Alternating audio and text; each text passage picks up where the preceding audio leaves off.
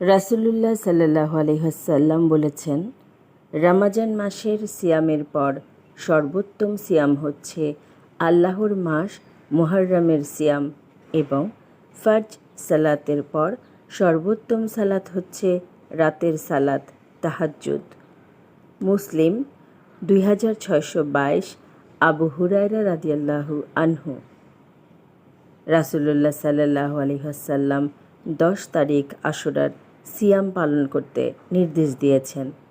ইবনে আব্বাস রাদিয়াল্লাহু আনহু বলেন, নবম ও 10ম তারিখে এই 2 দিন সিয়াম পালন করবে এবং এক্ষেত্রে ইয়াহুদীদের বিরুদ্ধাচরণ করবে। ইয়াহুদীরা কেবল 10 তারিখ সিয়াম পালন করত। তিরমিজি 753। ইবনে আব্বাস রাদিয়াল্লাহু আনহু।